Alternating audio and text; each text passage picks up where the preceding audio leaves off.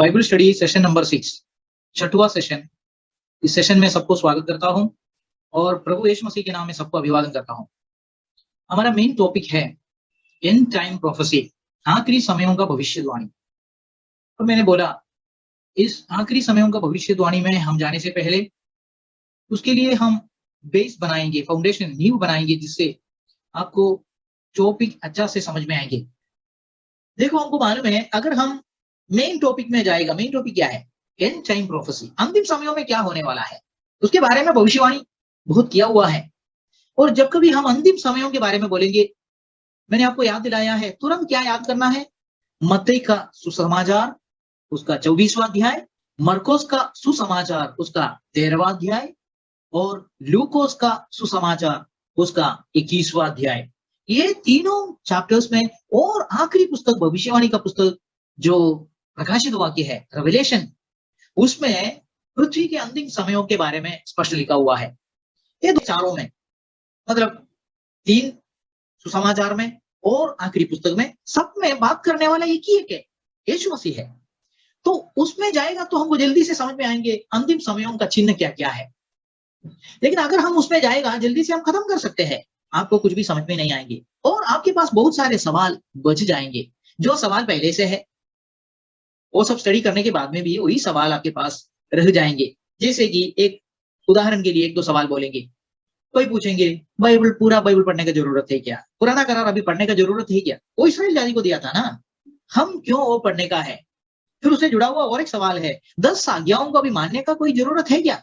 क्योंकि 10 आज्ञाओं को मूसा के द्वारा इस्राएल जाति के लिए परमेश्वर ने दिया था, अभी हम वो मानने का जरूरत है क्या? तो ये सारे सवाल, बेसिक सवाल, अगर आपने बाइबल शुरुआत से और आखिरी तक किस बात के बारे में लिखा है करके कम से कम संक्षिप्त में, कंक्लूजन में आपको अगर मालूम नहीं, ये सारे सवाल चलते ही रहने वाला है जिंदगी भर। और आखिरी समयों का भविष्यवाणी और उसका चिन्ह, ये सब पढ़ने के बावजूद भी ये सवाल वापस हम करते रहेंगे तो फिर कुछ फायदा नहीं है। तो इसलिए आज हमारा सब टॉपिक है election of Israel versus our election for repairing the fallen humanity and earth. Hindi में बोलता हूं, परमेश्वर ने इसराइल को चुन लिया, ये पुराना करार के समय में हो गया। उसके बाद में जब नया करार आ गया, नया करार में परमेश्वर ने हमको चुन लिया। हमको मालूम है इसराइल बोला तो परमेश्वर के चुने हुए जाति थे, और हम बोलेगा तो हम लोग परमेश्वर के चुने हुए जाति नहीं थे, हम अन्य जाति लोग थे, वी वेर जेंटाइल्स। लेकिन परमेश्वर ने जैसे इसराइल को चुना और उसके बाद में नया करार के समय में हमको चुना, तो आज का टॉपिक में हमको ये देखना है, इसराइल को जैसे चुना परमेश्वर ने और हमको भी चुना, ये दोनों में कुछ कनेक्शन है क्या? ये दोनों किस उद्देश्य से था? मैं टाइटल में ही लिखा है, इधर ही लिखा है कि ये दोनों का उद्देश्य एक ही था, कि खराब हो गया हुआ पृथ्वी को सुधारने का, खराब हो गया हुआ मनुष्य जाति को सुधारने का। यही परमेश्वर का उद्देश्य था इसराइल को चुनने के पीछे और हमको चुनने के पीछे। आपको मालूम है पिछले 2 क्लास में मैं आपको बाइबल, पूरा बाइबल किस बात के बारे में लिखा है, पूरा बाइबल 70 पॉइंट में मैंने आपको बताया। उसके बाद में मैंने बोला अगर 70 पॉइंट आपके याद में नहीं रहते हैं, चलो कम से कम 10 पॉइंट में हम उसको कम करके, उसको दबा के छोटा पॉइंट्स करके 10 पॉइंट में बताएंगे। तो 10 पॉइंट में बताया था। उसके बाद में बोला अगर 10 पॉइंट में भी आपको याद करना मुश्किल हो जाता है, कम से कम बाइबल को 3 पॉइंट में हम याद करना है। वो 3 पॉइंट में आपको याद दिलाना चाहता हूं। पहला point, God created a good earth and it was corrupted by Satan and human beings. परमेश्वर ने जब बनाया था, एक अच्छी धरती बनाई थी और इसे शैतान और इंसानों ने भ्रष्ट कर दिया। परमेश्वर ने जो बनाया हुआ पृथ्वी, उसके अंदर के जो भी जीव जंतु प्राणी सब कुछ बहुत अच्छे थे, लेकिन उसको शैतान आके मनुष्यों को पाप कराकर उसको खराब कर दिया। जब शैतान आके मनुष्यों को पाप में गिराया, मनुष्य का अधिकार को उसने छीन लिया और उस समय से लेकर शैतान का राज्य पृथ्वी के ऊपर और मनुष्य जाति के ऊपर चालू है। और जब मनुष्य ऐसा गिर गया, परमेश्वर ने ऐसा ही छोड़ दिया नहीं, चलो तुम गिर गया है, खत्म हो जाओ, शैतान का गुलाम बन के ही रहो जिंदगी पर, पृथ्वी ऐसे ही रहने दो। ये परमेश्वर ने कभी नहीं सोचा। परमेश्वर ने एक वादा किया, वो वादा कभी भूलना नहीं। वो वादा मैं आपको पढ़ के सुनाना चाहता हूं। उत्पत्ति का पुस्तक 3 अध्याय 15वां वचन, वो वादा को हम देखेंगे। परमेश्वर बोलते हैं, and I will put enmity between thee and the woman and between thy seed and her seed, it shall bruise thy head and thou shall bruise his heel. Hindi में पढ़ता हूं, और मैं तेरे और उस स्त्री के बीच में और तेरे वंश और उसके वंश के बीच में वायर उत्पन्न करूंगा। वह तेरे सिर को कुचल डालेगा और तू उसकी एड़ी को डसेगा। इधर और एक बार पढ़ के हम समझने के लिए कोशिश करेंगे किसके बारे में इधर लिखा है। और मैं तेरे और उस स्त्री के बीच में, मैं कौन है? परमेश्वर बोल रहा है। तेरे किसके? शैतान के और उस स्त्री के बीच में, और तेरे वंश और स्त्री के वंश के बीच में वायर उत्पन्न करूंगा। परमेश्वर शैतान को बोलते हैं, तुम्हारा जो वंश है उस वंश के बीच में, तुम्हारे वंश के बीच में और मनुष्य जाति से आने वाला वंश के बीच में मैं वायर उत्पन्न करूंगा। और स्त्री से, मतलब मनुष्य जाति से आने वाला तुम्हारा सिर को कुचल डालेगा। तो कौन है वो मनुष्य जाति से आने वाला? स्त्री से आने वाला। तो स्त्री से आने वाला, ऐसा इधर जो लिखा है, वो एक व्यक्ति के ऊपर निशान डालते हैं। कौन है वो? वो यीशु मसीह है, स्त्री से पैदा होने वाला। तो जब मनुष्य जाति पाप किया, परमेश्वर ने पहले ही प्रतिज्ञा किया, प्रोमिस किया कि मैं तुम लोगों को बचाएंगे। इसलिए हम उस समय से लेकर मनुष्य जाति बाट जो रहे थे, उद्धारकर्ता कभी आएंगे। तो ये समझना है कि शैतान को खत्म करने वाला यीशु मसीह है। ये भी समझना है शैतान को वंश है, दाई सीड, परम शैतान को वंश है, शैतान को बच्चे है इस पृथ्वी के ऊपर। ये बाइबल में कई वचनों से हमको दिखाई देते हैं कि यस, शैतान को इस पृथ्वी के ऊपर बच्चे है, संतान है। जैसा यूहन्ना का 1 अध्याय उसका 12 वचन में लिखा है, जिस किसी ने उसको स्वीकार कर लिया, उनको परमेश्वर के संतान होने के लिए परमेश्वर ने अधिकार दिया। और जिसके अंदर पवित्र आत्मा आया है, जिसको पवित्र आत्मा से नया जन्म हुआ है, वो परमेश्वर के संतान बन जाता है। ऐसा है तो जो शैतान के आत्मा से जन्म लेता है, मतलब जिसके अंदर शैतान की आत्मा आता है और शैतान के लिए वो जिएंगे, शैतान के लिए सेवा करेंगे, ऐसे लोग पृथ्वी के ऊपर है जिनको शैतान के संतान कहलाए जाते हैं। एक टॉपिक हम डिटेल में बाद में देखना है कि शैतान को इस पृथ्वी के ऊपर संतान है करके बाइबल में कई सारे वचन है, वो विषय में अभी हम नहीं जाएंगे। यह है प्रतिज्ञा दिया गया था कि पृथ्वी को परमेश्वर सुधारेंगे, पृथ्वी को बिगाड़ दिया हुआ शैतान को परमेश्वर खत्म करेंगे। किसके द्वारा? स्त्री के पुत्र के द्वारा, स्त्री के संतान के द्वारा। स्त्री का संतान, उसे एक ही एक व्यक्ति को हम याद करना, यीशु मसीह। तो यीशु मसीह के द्वारा पृथ्वी को सुधारने वाले हैं। यीशु मसीह के द्वारा पृथ्वी को बिगाड़ दिया हुआ शैतान को परमेश्वर खत्म कर डालने वाला है। दूसरा point, God tried to repair it again and again. परमेश्वर ने इस खराब हो गई हुई पृथ्वी को उसके प्राणियों के साथ में बार बार सुधारने के लिए कोशिश किया है। ये पॉइंट भूलना नहीं। परमेश्वर ऐसे ही ये पृथ्वी खराब हो गया, चलने दो, जाने दो, खत्म होने दो, इसको मैं नाश करने वाला है, ये नहीं सोचा। इसको सुधारने के लिए परमेश्वर प्लान बनाया हुआ है और बार बार उस प्लान के हिसाब से, उस योजना के हिसाब से इस पृथ्वी को सुधारने का काम परमेश्वर ने किया है और वो चालू भी है। तीसरा point, ultimately God destroyed the old earth and also destroyed those who corrupted it. Then God created a new sky and new earth to remain for eternity. अंत में परमेश्वर ने पुरानी पृथ्वी को नष्ट कर दिया और इसे भ्रष्ट करने वालों को भी नष्ट कर दिया। फिर परमेश्वर ने अनंत काल तक रहने के लिए एक नया आकाश और नई पृथ्वी बनाई। तो बाइबल एक पृथ्वी का निर्माण से शुरू होकर उसको नाश करके वापस एक नया पृथ्वी का निर्माण में खत्म हो जाते हैं। उत्पत्ति का पुस्तक में पहला वाला पृथ्वी, जिसको हम बोल सकते हैं पुराना पृथ्वी, जिसमें अभी भी हम रह रहा है, उस पृथ्वी को परमेश्वर ने पहले बनाया। और आखिरी में प्रकाशित वाक्य का पुस्तक में, बाइबल का आखिरी पुस्तक में हमको दिखाई देते हैं, परमेश्वर इस पृथ्वी को खत्म करके, उसको नाश करके, उसको निकाल कर एक नया पृथ्वी लेके आ रहा है, जिसके द्वारा परमेश्वर का योजना पूरा हो गया। बिगड़ गया हुआ पृथ्वी को सुधारने के लिए कोशिश करके जितना सब करना चाहिए था करने के बाद में, अगर वो परमेश्वर का एक्सपेक्टेशन के हिसाब से उसका पूर्णता में उसका सुधार नहीं हो गया, तो परमेश्वर के पास दूसरा कोई विकल्प नहीं था कि इस पृथ्वी को खत्म कर देने का और आखिरी में एक नया पृथ्वी को लेके आने का। अभी हम वापस जाएंगे, ये आज का स्टडी इसराइल के बारे में, इसराइल को क्यों परमेश्वर ने चुना उसके बारे में क्यों है, और हमको क्यों चुना उसके बारे में है। ये दोनों में जो कनेक्शन है उस कनेक्शन के बारे में है। और आज का ये स्टडी में हम पिछले क्लास का एक सवाल को भी देखने वाले हैं, जिसमें हमने पूछा है कि परमेश्वर इसराइल जाति को क्यों चुन लिया, क्या ये पक्षपात नहीं? तो उस सवाल का भी जवाब हमको ढूंढना है। हम इसराइल शब्द के बारे में थोड़ा सोच लेंगे। देखो, जब आखिरी समयों का भविष्यवाणी में हम जाएंगे, आखिरी समयों का चिन्हों के बारे में हम देखने वाले हैं। आखिरी समय में कई सारे चिन्ह है, आप लोगों को कुछ चिन्ह मालूम भी है। कोई बोलेंगे भूकंप होने वाला है, युद्ध होने वाला है, जादी से चढ़ाई करने वाला है, लड़ाई होने वाला है, ये सारे चिन्ह है।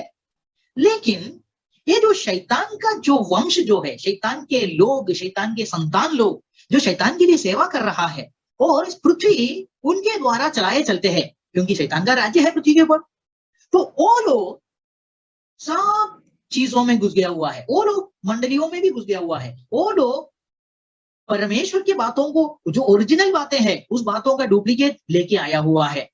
तो शैतान के लोगों ने कुछ चिन्हों को, झूठे चिन्हों को हमको सिखाने के लिए कोशिश किया है, और बहुत सारे विश्वासी लोग वो चिन्हों के ऊपर विश्वास करते हैं। आपको समझ में नहीं आया होगा तो मैं थोड़ा एक्सप्लेन करूंगा क्या है झूठे चिन्ह। एक उदाहरण में आपको बोलते हैं, आप कई सारे पास्टर लोगों को भी पूछ के देखो, बड़े बड़े विश्वासी लोग जो परमेश्वर में बहुत आगे बढ़ गए हुए विश्वासी लोगों को पूछ के देखो, इसराइल जाति 1948 में भारत का स्वतंत्रता होने के बाद, एक साल के बाद में, इसराइल राष्ट्र 1900 साल के बाद में, तितर बितर होने के बाद, 1900 साल बीतने के बाद इसराइल राष्ट्र वापस कनान देश में पैदा हो गया 1948 में। तो बहुत सारे पास्टर लोग, विश्वासी लोग ये विश्वास करते हैं कि हाँ, ये एक चिन्ह है, इसराइल आखिरी समयों में इसराइल राष्ट्र वापस पुनर्निर्माण किया जाते हैं। फिर वो लोग आगे बढ़ते हैं और विश्वास करते हैं कि अभी यीशु मसीह का दोबारा आगमन, दूसरी आगमन, पृथ्वी के ऊपर उसका शासन शुरू करने के लिए, राज्य स्थापना करने के लिए जो आगमन है, वो आगमन इसराइल जाति से जुड़ा हुआ है। इसराइल जाति को, इसराइल राष्ट्र को जो कुछ होगा उससे जुड़ा हुआ है यीशु मसीह का आगमन। ऐसा एक हवा फैलाया हुआ है। और आगे बढ़ के जाएगा तो वो हवा में ये भी है कि आपने सुना होगा, अमेरिका से सब बहुत सारे पास्टर लोग चिल्ला चिल्ला कर बोलते हैं कि इसराइल यरूशलेम में मंदिर बनाने के लिए जा रहे हैं, यीशु मसीह का आगमन मंदिर बनाने के बाद में ही होगा, क्योंकि वो यीशु मसीह वो मंदिर में आने वाला है, उधर बैठने वाला है, उधर से राज्य करने वाला है। अगर मंदिर नहीं है तो यीशु मसीह कैसे आएंगे, कैसे बैठेंगे, कैसे राज्य करेंगे? ये सारे सवालों को चिल्ला चिल्ला कर बोलने वाले पास्टर लोग, खास करके अमेरिका में उदाहरण बोलेगा तो जॉन हागी जैसे झूठे पास्टर लोग हैं। और लेकिन उनका सब सुनने वाले बहुत सारे विश्वासी लोग और बहुत सारे अच्छे अच्छे पास्टर लोग भी है, जिन्होंने ये संदेश को, ये झूठा संदेश को और ये झूठा चिन्ह, आखिरी समयों का ये जो चिन्ह है, झूठा चिन्ह, ये झूठा चिन्ह को लेके सारे विश्वासियों को सिखाते हैं और उनके कान को भी भर देते हैं। तो किधर ना किधर से आप लोग भी सुना होगा, इसराइल यरूशलेम में मंदिर बनाने के लिए जा रहे हैं, और वो मंदिर बनाए जाना बहुत जरूरत की बात है, बहुत आवश्यक बात है। ये होने बिना यीशु मसीह का आगमन, दूसरी आगमन होने वाला ही नहीं है, हो ही नहीं सकता है। ऐसा विश्वास सारे विश्वासियों को दिलाया हुआ है। बाइबल में ऐसा लिखा है क्या? कोई ढूंढता नहीं, ये है हमारा प्रॉब्लम। कोई जोर जोर से बोल दिया, बहुत अच्छे अच्छे शब्दों में बोल दिया, बहुत पॉइंट्स बोल के इसराइल को बड़ा चढ़ा के बोल दिया और हम विश्वास कर दिया। और ये भी बोलेगा इसराइल राष्ट्र के विरुद्ध में आजू बाजू में रहने वाले सारे पैलेस्टीनियंस, अरब्स, जो भी अलग अलग धर्म के, खास करके इस्लाम धर्म के बाकी लोग जो आजू बाजू में रहते हैं और उसके अंदर भी रहता है, उनको सब वहां से हटा देना है, हकाल देना है, उनको उधर कोई औकात नहीं है। ये सब प्रचार में आते हैं और विश्वास करने वाले बहुत सारे विश्वासी हैं, अच्छे अच्छे विश्वासी। ये सब क्यों हो गया? क्योंकि एक झूठा चिन्ह है करके हवा बनाया हुआ है, बहुत सारा हवा है। बाइबल में लिखा नहीं होगा ये चिन्ह है करके, लेकिन ऐसा एक हवा बनाया है। इसलिए क्या करेगा इसराइल, जो कुछ भी करेगा, अच्छे अच्छे विश्वासी लोग ये झूठा चिन्ह है सोचकर उसको स्वीकार कर देता है। इसराइल उधर बॉम्ब डालेगा, लोगों को मार डालेगा, मासूम लोगों को हत्या करेगा, खून करेगा। ये सब करने के समय में बहुत सारे अच्छे अच्छे सेवक लोग, पास्टर लोग, विश्वासी लोग सब ताली बजाते और बोलते हैं कि ये होना ही होना है, क्योंकि बाइबल में लिखा है। बोलते इधर लिखा है। आप सोचिए, परमेश्वर का राज्य का सिद्धांत है, यीशु मसीह ने सिखाया हुआ बात है कि शत्रु को भी प्यार करो। पुराना करार में छोड़ो, वो अगर यीशु मसीह ने बोला है, पुराना करार का सोचो, 10 आज्ञाओं में एक आज्ञा बोलते हैं कि हत्या नहीं करना है, खून नहीं करना है। क्या पुराना करार में बोला हुआ उस व्यवस्था, उस कानून को परमेश्वर ने पलटी मार दिया? अभी आखिरी समयों में अभी इसराइल को अनुमति दे दिया, तुम लोग कितने भी मासूम लोगों का खून करना है कर लीजिए, क्योंकि मुझे आना है पृथ्वी में।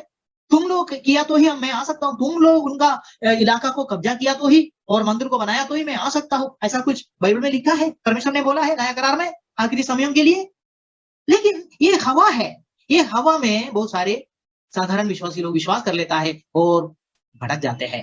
हमको भटक नहीं जाना है, इसलिए समझना है इसराइल उनका जगह क्या है, पुराना इसराइल को क्यों चुना, वो इसराइल कैसे बिगड़ गया, परमेश्वर को उन्होंने माना है क्या त्यागा है, परमेश्वर का योजना में वो लोग अटल रहा है या छोड़ के अपनी योजनाओं में चले गया है या नहीं गया है, ये सब हमको ढूंढना है। और खास करके ये मंदिर की बात, यरूशलेम में मंदिर बनाने के लिए जा रहे हैं, ये बात के ऊपर ज्यादा हमको लाइट चाहिए, रोशनी चाहिए। क्यों ये मंदिर इसके लिए बनाए जा रहे भाई लोग बहन लोग, कि हर एक चीजों के लिए डुप्लीकेट है।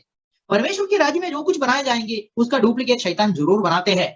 परमेश्वर के राज्य में यीशु मसीह का आगमन पृथ्वी में होने वाला बहुत बड़ा एक घटना है इसके आगे का। और वो आगमन के पहले, जो मसीहा का आगमन के पहले, सच्चा मसीहा का आगमन के पहले शैतान उसके राज्य में झूठा मसीहा को लेके आना चाहते हैं।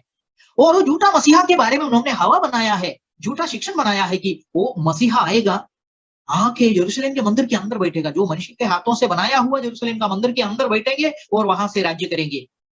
हमको ढूंढना है किधर ना किधर इन्होंने हमको अलग दिशा में, परमेश्वर का सच्चा वचन से हमको अलग दिशा में लेके गया है क्या, और हमको भटकाया है क्या, ये हमको ढूंढना है। तो आज हम थोड़ा एक्स्ट्रा बात करने वाले हैं कि यरूशलेम का मंदिर बनाया जाने का जरूरत है क्या। तो इधर जो आज का स्टडी के लिए हमने पिछले क्लास में दिया हुआ जो सवाल है, इस्राएल जाति को परमेश्वर ने चुन लिया, ये पक्षपात है क्या? नहीं, ये था हमारा सवाल। मैं सवाल को दिखाऊंगा, लेकिन मैंने उसके साथ साथ और भी कई सारे पॉइंट्स बोल दिया। इस्राएल जाति को चुनने के बाद में हमको चुन लिया, दोनों में कनेक्शन है, और ये पृथ्वी को सुधारने के लिए है, सुधारने के लिए था इस्राएल के विषय में, और हमारे विषय में भी वही है। और इस्राएल मंदिर बनाने के लिए जा रहे हैं, और बहुत सारे पास्टर लोग और विश्वासी लोग उसके ऊपर विश्वास करते हैं और सपोर्ट करते हैं। और इस्राएल जो कुछ भी करेगा, हत्या भी क्यों ना करेगा, खून भी क्यों नहीं करेगा, हम लोग जो कुछ इस्राएल करते हैं उसको सपोर्ट करना है, ऐसा एक हवा बनाया हुआ है। ये सारी बातों को हम अच्छा से स्टडी करके इसमें सच्चाई क्या है, झूठ क्या है, हमको बाहर निकालना है। और इसलिए मैंने सोचा पिछले क्लास में आज का स्टडी के लिए दिया हुआ जो सवाल है, वो सवाल मैं पहले आपको दिखाता हूं। परमेश्वर ने इस्राएल को अपने लोगों के रूप में क्यों चुना, क्या ये पक्षपात नहीं है? लेकिन ये सवाल को और मजबूत करने के लिए और ये टॉपिक ठीक से समझने के लिए मैं और 3 सवाल डालने वाले हैं। तो सबसे पहले ये 3 सवाल को उसका जवाब ढूंढ के हम जाएंगे। उसके बाद में हम हमारा सवाल जो है, मेन सवाल जो है उसमें जाएंगे। तो इसको मैंने 6.1 ऐसा नंबर दिया हुआ है, क्योंकि ये सब क्वेश्चन है पहला सवाल को मजबूत करने के लिए। ये सवाल पहले पढ़ेंगे, whether we should read the Old Testament or not, हमें पुराना नियम पढ़ना चाहिए या नहीं। दूसरा सवाल, whether 10 commandments are to be followed or not now, अभी 10 आज्ञाओं का पालन करना है या नहीं। क्यों? क्योंकि ये दोनों जो है जुड़े हुए हैं, ये दोनों पुराना करार में, मतलब इस्राएल जाति को दिया हुआ था। हम तो इस्राएल जाति नहीं, हम नया करार के हैं, हमको ये पुराना करार पढ़ने की जरूरत है क्या? हमको मूसा के द्वारा इस्राएल को दिया हुआ 10 आज्ञाओं को मानने की जरूरत है क्या? सबसे पहले इसका जवाब हम ढूंढेंगे, एक वचन पढ़ने से हमको समझ में आएंगे इसका जवाब क्या है। और वो वचन मत्ती का सुसमाचार 5 का 17 और 18 है। इंग्लिश में पहले पढ़ता हूं। Think not that I am come to destroy the law और the prophets, I am not come to destroy but to fulfil. For verily I say unto you, till heaven and earth pass, one jot or one tittle shall in no wise pass from the law till all be fulfilled. यह ना समझो कि मैं व्यवस्था या भविष्यवक्ताओं की पुस्तकों को लोप करने आया हूं, लोप करने नहीं परंतु पूरा करने आया हूं। क्योंकि मैं तुमसे सच कहता हूं कि जब तक आकाश और पृथ्वी टल न जाए तब तक व्यवस्था से एक मात्रा या बिंदु भी बिना पूरा हुए नहीं टलेगा। सुनिए 18 वचन में क्या लिखा है, जब तक आकाश और पृथ्वी टल ना जाए। तो एक समय है जब एक पुराना आकाश और पुरानी पृथ्वी टल जाने वाले हैं, खत्म हो जाने वाले हैं, और क्या आएंगे, एक नया आकाश और नया पृथ्वी आने वाला है। वो घटना पूरा होने तक परमेश्वर ने बोला हुआ कुछ वचन है, बाइबल में लिखा हुआ है, वो वचन पूरा होकर ही परमेश्वर छोड़ने वाला है। तब तक आकाश और पृथ्वी टलेगा नहीं। इसका मतलब है, वापस जाके वो सवालों को याद करो, पुराना करार और 10 आज्ञा, बाइबल के अंदर पुराना करार का पुस्तक, ये निकल जाने वाला है क्या? बिल्कुल नहीं। ये जैसे है, एक उदाहरण में बोलते हैं, अगर कोई बोलते हैं चलो ABCD सीख लिया और उसके आगे चले गए, वो सारे बातों को और सीख लिया, नहीं तो 1 2 3 4 सीख लिया, उसके आगे बढ़कर गणित में बहुत सारे बातों को सीख लिया। चलो अभी वो नर्सरी LKG UKG में पढ़ा हुआ 1 2 3 को भूल जाएंगे, ABCD को भूल जाएंगे? नहीं, ये तो मूर्खता है। सबसे पहले ABCD सीखने के द्वारा ही हम A for Apple, B for ball, ये सब सीखा है। Praise the Lord, hallelujah. तो ये इस हिसाब से देखिएगा तो बाइबल भी, अगर कोई बोलते हैं पुराना करार पढ़ने की जरूरत है क्या, पुराना करार में दिया हुआ आज्ञाओं को मानने का जरूरत है क्या, ये तो मूर्खता है। ये ABCD अभी नहीं चाहिए या 1 2 3 4 अभी नहीं चाहिए, ऐसा बोलने के बराबर है। क्यों? कि बाइबल में जो पुराना करार अगर नहीं है तो नया करार किधर से? पुराना करार में जो योजना परमेश्वर ने बनाया हुआ अगर हमको समझ में नहीं आया तो वही योजना को आगे नया करार में लेके आया है। पुराना करार अगर हम पूरा का पूरा डिटैच कर दिया, निकाल दिया, तो नया करार कैसे समझेंगे? कुछ समझ में नहीं आएंगे।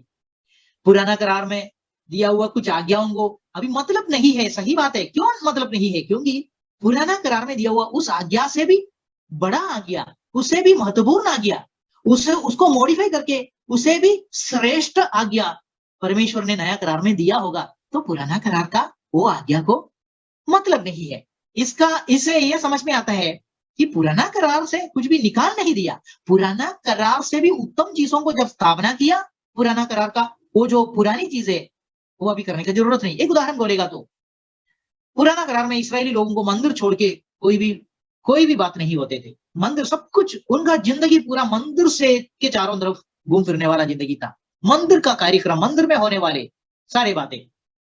अभी हम वो पुराना करार का मंदिर में होते रहने वाले सारे कार्यक्रम करते रहना है क्या? बिल्कुल नहीं। क्यों नहीं? क्योंकि उस मंदिर कुछ बातों को दर्शाते थे और वो बातें यीशु मसीह में पूरा हो गया। यीशु मसीह में पूरा होने के बाद में अभी वापस वो मंदिर में जाना बोला तो हम डिमोशन में चले गया, हम नीचे उतर के चले गया। आगे के बड़े बड़े बातों के लिए परमेश्वर ने योजना बनाया और आगे बढ़ गया, लेकिन हम पुराने बातों को ढूंढ के चले गया। Praise the Lord. तो आगे मैं कुछ बातों को सिखाने के समय में मंदिर के बारे में एक छोटा सा वीडियो भी दिखाने वाले हैं, उससे आपको ये पॉइंट समझ में आएंगे कि पुराना करार का कुछ बातें, खास करके मंदिर जो है वो यीशु मसीह को दर्शाते थे। जब यीशु मसीह आ गया, मंदिर का वैल्यू तो खत्म हो गया। अभी यीशु मसीह हमारे लिए मूल्यवान है। अभी यीशु मसीह के पीछे हमको लग जाना है, मंदिर के चारों तरफ घूमते रहने से अभी मतलब नहीं है। लेकिन कोई लोग मंदिर में ही घूमते रहते हैं अभी भी, और इस्राएल भी वही है, मंदिर बनाने के पीछे ही लगा हुआ है। फूलिशनेस है, मूर्खता है। चलो, ये एक वचन पढ़ने से, 2 वचन पढ़ने से हमको 2 सवाल का जवाब आ गया। तो जवाब हम क्या बोलेंगे? हाँ, पुराना करार पढ़ना है, क्योंकि यीशु मसीह बोला उसको निकालने के लिए मैं नहीं आया, उसको पूरा करने के लिए आया। अगर पूरा करने के लिए आया है तो हमको समझना बहुत जरूरी है, तो ही हमको समझ में आएगा कि पूरा हो गया क्या नहीं हो गया। और 10 आज्ञा उसके अंदर ही आया हुआ है, उसको भी परमेश्वर ने निकाल नहीं दिया, उसको पूरा करने के लिए आया है। अभी तीसरा सवाल हम पूछेंगे। तीसरा सवाल यह है, Israel is going to rebuild Jerusalem temple. इसके बारे में मैंने शुरुआत में ही चर्चा कर दिया। Does the Bible support it? Israel Jerusalem मंदिर का पुनर्निर्माण करने के लिए जा रहा है, क्या बाइबल इसका समर्थन करती है? यह है हमारा तीसरा सवाल। ये बहुत इंपॉर्टेंट है, क्योंकि मैंने बोला बहुत सारे सीधे साधे विश्वासी लोग बहकाए गए हैं, बहुत अच्छे पास्टर लोग बहकाए गए हैं। किसके द्वारा? शैतान के लोगों के द्वारा, शैतान के लोग सेवक करके आते हैं। जैसे अच्छे अच्छे सेवक यीशु मसीह का है, वैसा शैतान के राज्य में भी झूठे सेवक लोग रहता है, जो भेड़ों के वेश में, सचमुच वो भेड़िया है लेकिन भेड़ों के वेश धारण करके आते हैं बहकाने के लिए, और वो दिखाएंगे वो अच्छा इवांजलिस्ट है, ये वो बहुत बड़ा पास्टर है, ये है वो है, और वो अच्छा अच्छा भाषण ठोकते हैं। वो सारे विश्वासी लोग बहकाए जाते हैं, और उन्होंने ये सारे भाषण सुन के बहकाए गए हैं। तो इसलिए ये एक पॉइंट बहुत सारे विश्वासियों के दिल में घुस गया हुआ है कि इस्राएल मंदिर बनाने के लिए जा रहे हैं, हम उसको सपोर्ट करना चाहिए। तो हम उसका जवाब थोड़ा ढूंढेंगे। वो जवाब ढूंढने के लिए कई सारा वचन मैं आपको दिखाने वाला हूं, लेकिन उस वचनों में जाने से पहले हमको ये जो पुराना करार में जो मंदिर था, यरूशलेम का मंदिर, वो मंदिर के बारे में आइडिया होना चाहिए। ये मंदिर कहां से शुरू हो गया, ये मंदिर बनाने के पीछे का मकसद क्या था, किसने बताया कि ये मंदिर बनाना है, और मंदिर में जो भी कमरे होते थे या आंगन होते थे, जो भी है, उसका सब मतलब क्या था, इसके बारे में हमको थोड़ा आइडिया होना चाहिए। तो सबसे पहले हमको समझना है, यरूशलेम temple was built according to the model of the tabernacle in the wilderness। Hindi में बोलता हूं, यरूशलेम का मंदिर जो पुराना मंदिर है, आपको मालूम है सबसे पहले मंदिर किसने बनाया? शलोमोन राजा। वो राजा रहने के समय में शलोमोन राजा ने मंदिर बनाया और बहुत सुंदर बनाया हुआ था। लेकिन वो मंदिर को नबूकदनेस्सर राजा आके उसको तहस नहस कर दिया, तोड़फोड़ कर दिया। बाद में जब हेरोद राजा, जो विश्वासी नहीं थे, इस्राएल जाति का नहीं थे, वो जब आ गया, इस्राएली लोगों का दिल को जीतने के लिए उन्होंने वो मंदिर को पुनर्निर्माण कर दिया, अच्छी तरीके से बना दिया। और यीशु मसीह के समय में वही मंदिर खड़े थे, और यीशु मसीह ने वही मंदिर को देखे बोला, पत्थर के ऊपर पत्थर नहीं रहने वाले हैं। और वही मंदिर को देखे चेले लोगों ने कमेंट पास किया और बोला कि कितना सुंदर बनाया हुआ है, कितना सुंदर है मंदिर, ये महल। तो वो मंदिर यीशु मसीह ने भविष्यवाणी किया कि ये मंदिर में पत्थर के ऊपर पत्थर नहीं रहने वाला समय आ रहा है। और वैसे ही यीशु मसीह चले जाने के बाद 40 साल के बाद में AD 70 में रोमा साम्राज्य के सेनाधीश जो था, टाइटस बोल के नाम का सेनाधीश, वो उनका सेना को लेके आके ये यरूशलेम का मंदिर को तहस नहस कर दिया, उसको तोड़फोड़ कर दिया, पूरा का पूरा निकाल दिया, पत्थर के ऊपर पत्थर रह नहीं पाया, सब कुछ नीचे गिरा दिया। तो ये था यरूशलेम का मंदिर। तो हम बोल सकते हैं यीशु मसीह का समय का मंदिर दूसरा मंदिर था। अभी इस्राएल जाति जो मंदिर बनाने के लिए जा रहे हैं, वो मंदिर तीसरा मंदिर है।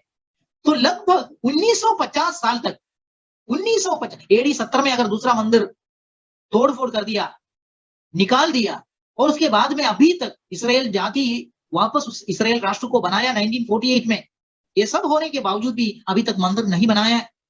इसका मतलब है लगभग 1950 साल मंदिर के बिना है। अभी मंदिर बनाने के लिए जा रहे हैं, जिसको बोलते हैं तीसरा मंदिर। तो हमको समझना है ये मंदिर किस हिसाब से बनाया था। इधर लिखा है मंदिर पुराना करार में जब इस्राएली लोग मिस्र देश से छुड़कर कनान देश के लिए सफर कर रहे थे, जंगल का, मरुभूमि का, अरण्य का प्रयाण में थे, प्रवास में थे और यात्रा में थे, उस समय में उनके बीच में बनाए जाने वाले एक चीज था टबरनाकल। इसके आगे जब कभी टबरनाकल बोलेंगे, उस शब्द को ऐसा समझना है कि मिलाप का तंबू, क्योंकि tabernacle of the tent of the congregation ऐसा एक नाम था उसका, और tabernacle of meeting, tabernacle of witness, ऐसा सब अलग अलग नाम उस टबरनाकल को दिया हुआ था। और उसको हिंदी में मिलाप वाले तंबू बोलते थे, साक्षी का तंबू भी बोल सकते हैं, ये सारे नाम उसको है, लेकिन हम एक ही नाम बोलेंगे, टबरनाकल, मिलाप वाले तंबू या तंबू। तो पुराना करार का समय में, अरण्य में रहने के समय में इस्राएल जाति को परमेश्वर ने बोला बनाने के लिए, वो था टबरनाकल, मिलाप वाले तंबू। और यरूशलेम का मंदिर जब शलोमोन राजा ने बनाया, वो पुराना जो टबरनाकल था, अरण्य में बनाए जाने वाले और टेम्पररी करके बनाए जाने वाले, क्योंकि जहां कहीं वो लोग छावनी डालते थे, उधर वो लोग वो तंबू बनाते थे, टबरनाकल बनाते थे। और जब कभी उनको परमेश्वर से आज्ञा मिलते थे, यहां से अभी छावनी को उखाड़ो, आगे चले जाओ, तो वो लोग ये तंबू को भी निकाल कर अपने पास लेके जाते थे। ये जो टबरनाकल अरण्य में बनाए जाते थे अलग अलग जगह में, जिसको हम बोलते हैं टेम्पररी थे, तात्कालिक समय के लिए था। और जब इस्राएल जाति आखिरी में कनान देश में, उनका निज भूमि में पहुंच गया, और वो उस जगह में उनको परमेश्वर ने बिठाया, बसाया, उस समय में उनको कुछ समय के बाद में राजा लोग आ गया, और तीसरा राजा जब आ गए, शलोमोन राजा को इच्छा हो गया कि चलो हम परमेश्वर के लिए एक निवास स्थान बनाएंगे, परमेश्वर के लिए एक भवन बनाएंगे। जो अरण्य में जो था वो तो टेम्पररी था, अभी हम परमानेंट हो गए इधर इस जगह में, इसलिए हम एक परमानेंट घर बनाएंगे, एक पक्का घर बनाएंगे। Praise the Lord, hallelujah. Tabernacle या तंबू का सेम मॉडल में, वही मॉडल में उन्होंने बनाया हुआ भवन है, जिसमें परमेश्वर का सानिध्य के लिए बनाया हुआ भवन है, जिसको बोलता है टेम्पल, जेरूशलेम टेम्पल। अभी हम एक छोटा सा वीडियो देखेंगे, वो वीडियो से 2 मिनट का वीडियो है, उसमें से आपको थोड़ा आइडिया आएगा ये टबरनाकल और बाद में टबरनाकल का वही मॉडल में बनाया हुआ मंदिर कैसे दिखता था। अब देखते जाइए।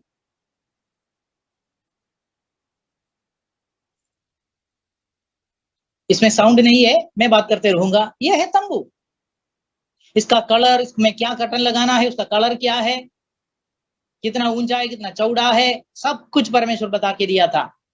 ये वापस और एक बार राउंड में दिखाएंगे, तभी और डिटेल में समझ में आएंगे। ये बेली चढ़ाने के लिए जगह था। तो ये बाहर का आंगन है, बाहर का आंगन के सामने एक पर्दा है, पर्दा को खोल के अंदर जा सकते हैं, जिसको पवित्र स्थान बोल सकते थे। पवित्र स्थान में मेज था, मेज में रोटी रखा हुआ था, और उसमें दूसरा साइड में दिया जला के रखते थे, और उसके आगे यह दिया, उसमें तेल डालते थे।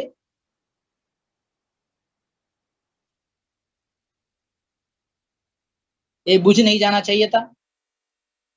उसके आगे सुगंध जलाए जाने वाले जगह,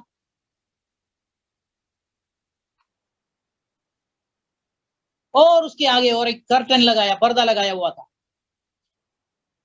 और वो पर्दा के अंदर सब लोग नहीं जा सकते थे।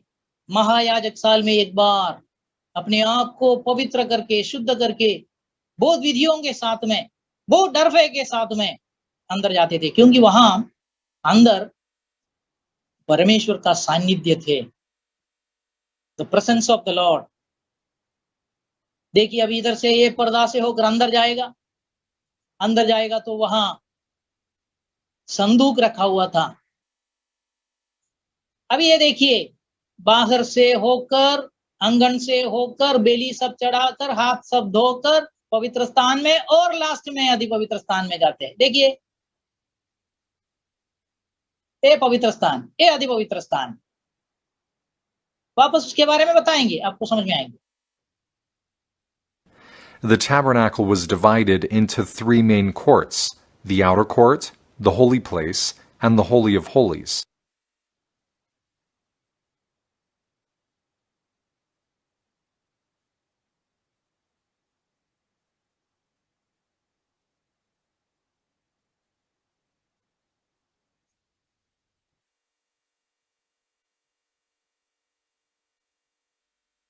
देखिए ये है आदि पवित्र स्थान।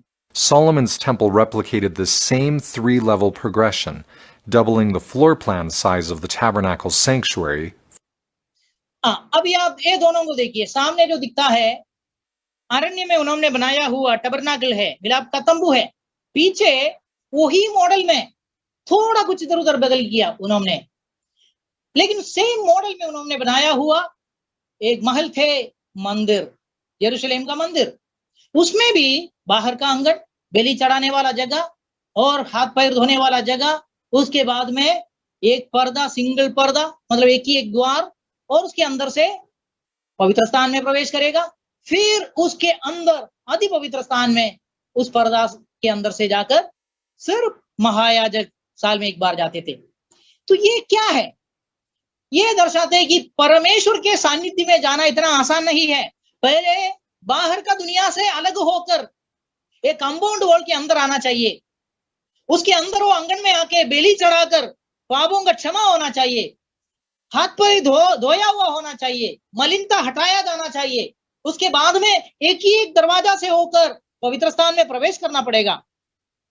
अभी इसके बारे में चर्चा करने के लिए मेरे पास समय नहीं है। इब्रानियों का पत्री 9वां अध्याय आप थोड़ा पढ़ के देखो, शुरुआत से लेकर उधर लिखा है सारी विधियों का मतलब क्या है। तो ये मिलाप का तंबू, टबरनाकल, और उसके बाद में बनाया हुआ परमानेंट हाउस बोला तो यरूशलेम का टेम्पल, जो दोनों एक ही है, उसमें पवित्र स्थान और आदि पवित्र स्थान। आदि पवित्र स्थान में परमेश्वर का सानिध्य है, वहां सब लोग जा नहीं सकते हैं। याद करना, यीशु मसीह ने बोला मेरे बिना कोई भी पिता के पास नहीं पहुंच सकता है। तो परमेश्वर के पास पाप किया हुआ मनुष्य जाने के लिए रास्ता बंद है, पर्दा डाला हुआ है। कौन लेके जाएंगे हमको उधर? तो उसके लिए एक महायाजक आ गया, हमेशा के लिए हमारे लिए रास्ता खोल देने के लिए। वो महायाजक का नाम है यीशु मसीह। तो ये जो मंदिर है या टबरनाकल है, दोनों का नाम आप ले लीजिए, टबरनाकल मिलाप वाला तंबू या यरूशलेम का मंदिर। ये मंदिर परमेश्वर का सानिध्य को दर्शाने के लिए था, और परमेश्वर के सानिध्य में हम कैसे जाएंगे इस बात को दर्शाने के लिए था। और इसमें जो विधियां बताया हुआ था वो इतना कठिन थे, जिससे ये समझ में आते थे कि परमेश्वर का पवित्र सानिध्य में जाना इतना आसान नहीं है। पाप किया हुआ मनुष्य को उधर अनुमति नहीं है। Praise the Lord, hallelujah. तो इस अनहोने बात को, इस इम्पॉसिबल बात को पॉसिबल होने के लिए, संभव्य होने के लिए एक महायाजक आ गया, जिसका नाम है Yeshu Masih. Praise the Lord, hallelujah. तो ये परमेश्वर के सानिध्य में जाने के लिए हमारे लिए दिया हुआ एक ही एक रास्ता है, यीशु मसीह। तो मंदिर बोलने के समय में याद आना, वो यीशु मसीह को दर्शाते हैं। अभी मेरे पास समय कम है, नहीं तो मैं ये मंदिर का बहुत सारे बातों को बताते थे। आप याद करना, मंदिर में एक ही एक दरवाजा है। यीशु मसीह ने बोला मैं भेड़ों का दरवाजा हूं, जो मेरे से होकर अंदर आते हैं वो चराई पाएगा। तो यीशु मसीह एक ही एक दरवाजा है भेड़ों को अंदर जाने के लिए। Praise the Lord, hallelujah. उधर रोटी रखा हुआ है, रोटी किसको दर्शाते हैं? यीशु मसीह ने बोला मैं जीवन का रोटी हूं, तो वो रोटी यीशु मसीह को दर्शाते हैं। उधर दिया जला के रखा हुआ है, दिया यीशु मसीह ने बोला मैं दुनिया का प्रकाश हूं, इस धरती का प्रकाश में, I am the light of the world, पृथ्वी का प्रकाश मैं हूं, हम उसका रोशनी में चलना है। Praise the Lord, hallelujah. और उसके सामने सुगंध जलाए जाने वाले जगह था। यीशु मसीह ने एक सुगंध, ऐसा एक बलिदान परमेश्वर के सामने, जिसको परमेश्वर पिता ने स्वीकार कर दिया, अपने आप का बलिदान था, अपने आप का शरीर को बलिदान कर दिया यीशु मसीह ने। वो सुगंध बलिदान जिसमें परमेश्वर प्रसन्न हो गया। हालेलुया। तो जो कुछ भी इस मंदिर में है, जो कुछ भी इस टबरनाकल में, मिलाप के तंबू में था, वो सब यीशु मसीह को दर्शाते थे। भाई बहनों, याद करना, अगर कोई ये मंदिर बोल के चलते हैं, लेकिन मंदिर जिसको दर्शाते थे उस व्यक्ति को ठोकर खिलाया, उसको लात मार दिया, उसको क्रूस में चढ़ाया और उसको स्वीकार नहीं कर दिया, उसको मान नहीं लिया कि हमारा उद्धार करता है, ये पिता के पास जाने के लिए, परमेश्वर के सानिध्य में जाने के लिए ये हमारे लिए एक रास्ता है करके उनको स्वीकार नहीं कर दिया, उनको तिरस्कार कर दिया, तो फिर क्या मतलब है? शास्त्री फरीसियों ने उन्होंने वही किया है। Praise the Lord. हम वो नहीं करना। तो आपको थोड़ा आइडिया आ गया होगा। अभी मैं वापस जाता हूं। तो टबरनाकल बोलने के समय में या मंदिर बोलने के समय में क्या है, आपको थोड़ा समझ में आ गया? अभी देखिए, ये हमको समझना है, कोई भी मनुष्यों के हाथों से बनाया हुआ मंदिरों में परमेश्वर वास करने वाला नहीं है। लेकिन ये तंबू बनाने के लिए किसने बोला? परमेश्वर ने ही बोला था। तो मैंने बोला वो वचन इधर लिखा है, प्रेरितों का काम 7 में और 17 में, दोनों में वही वचन लिखा है। मैं सारे वचन नहीं पढ़ूंगा। क्या लिखा है? परमेश्वर जो पृथ्वी और उस सब वस्तुओं को बनाया हुआ है, वह स्वर्ग और पृथ्वी का स्वामी होकर हाथ के बनाए हुए मंदिरों में नहीं रहने वाला है। Praise the Lord, hallelujah. बहुत कड़क शब्दों में है, परमेश्वर मनुष्यों के हाथों से बनाया हुआ मंदिरों में वास करने वाला नहीं है। कहां गया यरूशलेम का मंदिर का के पीछे भागने वाले पास्टर लोग? ये वचन को लेके पढ़िए ना। परमेश्वर मनुष्यों के हाथों से बनाए हुए मंदिरों में वास नहीं करने वाला है। फिर हम देखेंगे क्यों इस मंदिर को बनाने के लिए बोला था। इस मंदिर बोला तो आप तंबू बोलो, उसके बाद में मंदिर। तो इस तंबू, इस टबरनाकल या इस मंदिर को, दोनों एक ही बात को दर्शाते थे। उसको बनाने के लिए परमेश्वर ने क्यों बोले थे? क्योंकि वहां परमेश्वर वास नहीं करते थे, वरन परमेश्वर का सानिध्य, परमेश्वर का प्रेजेंस वहां उतर के आते थे। मैं वचनों को जल्दी से आपको दिखाता हूं। पुराना टबरनाकल में, तंबू में, वो बनाने के लिए परमेश्वर ने बताया था।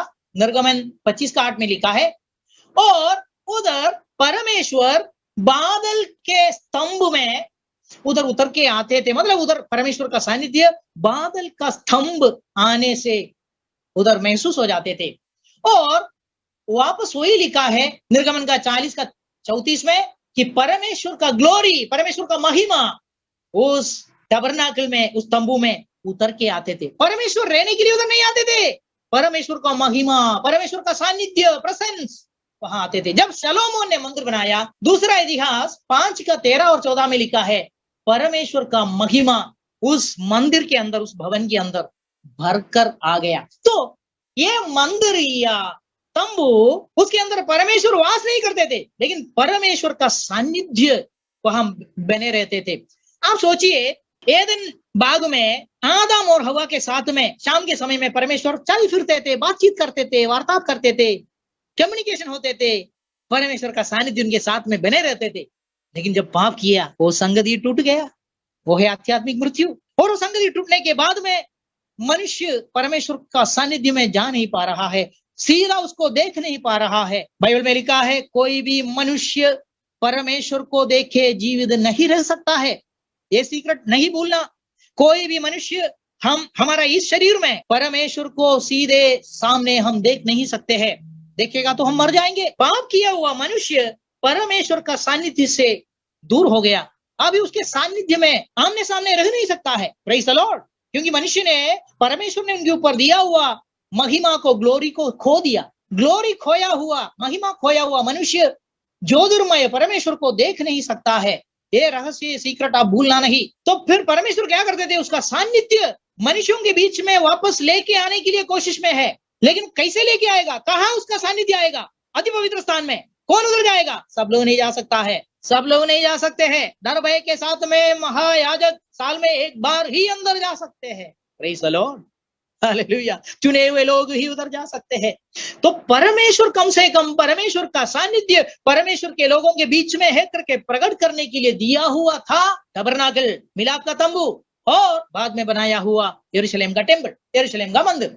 अभी ये तंबू या मंदिर दोनों एक ही है। मैंने बोला ये मंदिर 3 बातों को दर्शाते हैं। उसके लिए मैं वचन आपको दिखाने वाला है। सबसे पहले बोलता हूं कि ये 3 बात क्या है।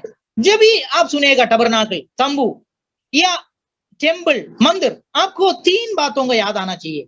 ये मंदिर यीशु मसीह को दर्शाते हैं, परमेश्वर का सानिध्य होने वाला जगह, और वो यीशु मसीह को दर्शाते हैं। मैं वचनों से आपको दिखाने वाले हैं। दूसरा, ये नया आकाश और नया पृथ्वी आने के समय में स्वर्ग से एक शहर स्वर्ग में निर्माण करके पृथ्वी में उतार कर लेके आने वाला है, जिसमें यीशु मसीह वास करने वाला है। और उसको बोलता है हेवनली जेरूशलेम, स्वर्गीय जेरूशलेम नगर। वो स्वर्गीय यरूशलेम को ये मंदिर दर्शाते हैं, ये टबरनाकल तंबू दर्शाते हैं। तीसरा, हमारा जो शरीर है, ये शरीर हमारा बोला तो सारे मनुष्यों का नहीं, जो परमेश्वर के आत्मा जिनके अंदर वास करते हैं, जो परमेश्वर के संतान है, जो परमेश्वर के चुने हुए हैं, उनका शरीर परमेश्वर का मंदिर है। तो ये तीनों का वचन में जल्दी आपको दिखाना चाहते हैं, क्योंकि मुझे आगे बहुत लंबा जाना है 50 स्लाइड खत्म करने के लिए। तो सबसे पहले देखेंगे टेम्पल यीशु मसीह को कैसे दर्शाया जाता है। यीशु मसीह का चेला यूहन्ना ने गवाही दिया, यूहन्ना का पहला अध्याय 14 वचन में, और वचन देहधारी हुआ और अनुग्रह और सच्चाई से परिपूर्ण होकर हमारे बीच में डेरा किया, और हमने उसकी ऐसी महिमा देखी जैसी पिता के एकलौते की महिमा। बोला तो यूहन्ना बोलते हैं कि जैसा पुराना करार का तंबू में, जैसा पुराना करार का मंदिर में परमेश्वर का महिमा उतरते थे, वैसा उसे भी स्पष्ट होकर परमेश्वर हमारे बीच में डेरा करने के लिए आया करके हमने यीशु मसीह में देख लिया। मतलब वो जो मंदिर का अनुभव, उसे भी श्रेष्ठ अनुभव है जब यीशु मसीह मनुष्य होकर इस पृथ्वी में पैदा हो गया, मनुष्यों के बीच में परमेश्वर, हालेलुया, परमेश्वर का महिमा हमारे बीच में प्रकट हो गया। मंदिर का वही अनुभव या उससे भी श्रेष्ठ अनुभव। तो ये मंदिर यीशु मसीह को दर्शाते हैं। अगर कोई मंदिर बोलेगा और यीशु को नहीं माना है, उनका मंदिर बोलने में कुछ मतलब है क्या? आप ही सोचकर देखिए। अभी उसको समर्थन करने वाला और एक वचन में पढ़ता हूं, क्योंकि पिता की प्रसन्नता इसी में है कि उसमें सारी परिपूर्णता वास करे। तो यीशु मसीह में पिता परमेश्वर का सारे परिपूर्णता वास किया है। मतलब जब यीशु मसीह पृथ्वी में आ गया, पिता हमारे बीच में रहा हुआ का इक्वल हो गया। परमेश्वर वापस एदेन बाग में टूट गया हुआ संगति को उसका पुत्र के द्वारा पृथ्वी में लेके आ रहा है। Praise the Lord, hallelujah. कितना अनोखा अनुभव है, आप याद करना।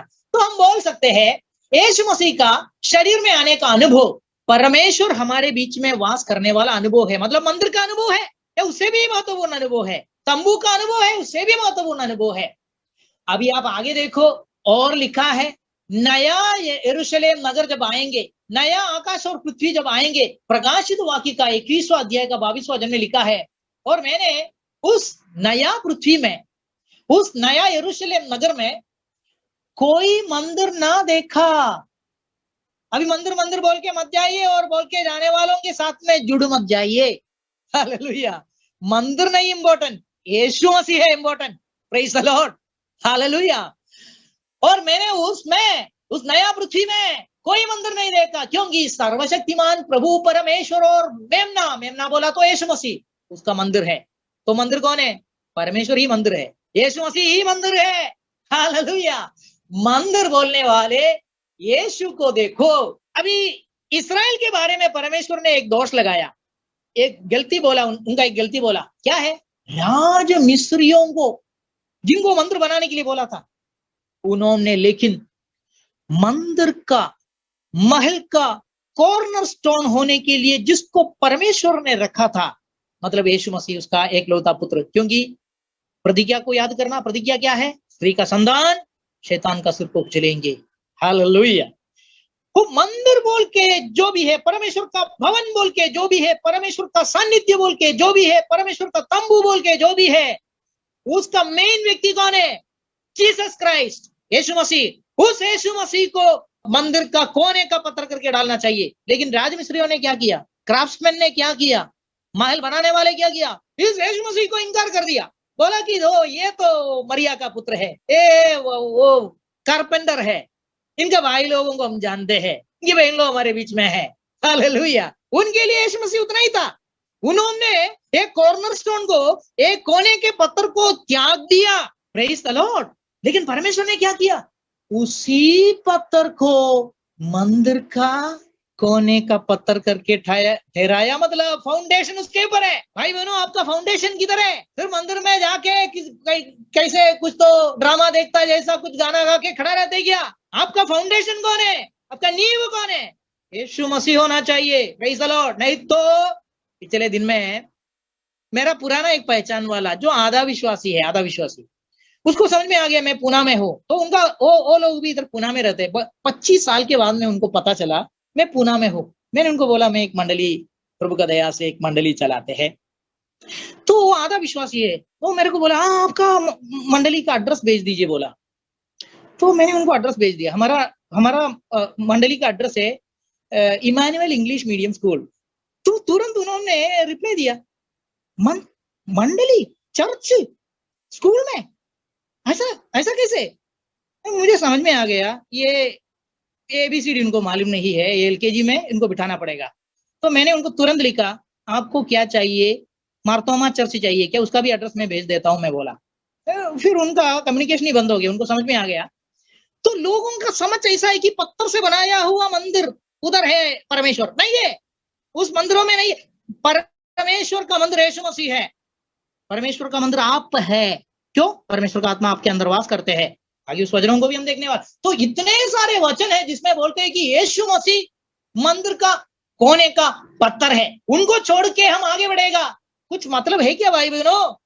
अब कहां जाके प्रार्थना के लिए बैठ जाएंगे? अब मकान देखने के लिए जाते हैं क्या? किधर भी इकट्ठा हो जाओ, कोई महल में आप इकट्ठा हो जाओ, कोई तंबू में आप इकट्ठा हो जाओ, कोई वृक्ष के पेड़ के नीचे आप इकट्ठा हो जाओ, लेकिन यीशु मसीह के नाम में इकट्ठा हो जाओ। यीशु मसीह ने बोला है 2 या 3 मेरे नाम में जहां इकट्ठे हो जाते हैं मैं उनके बीच में हूं। Praise the Lord. वो है मंडली। मंडली मकान नहीं है, समझ लीजिए। यरूशलेम में मंदिर बांधने वालों के पीछे मत भागिए।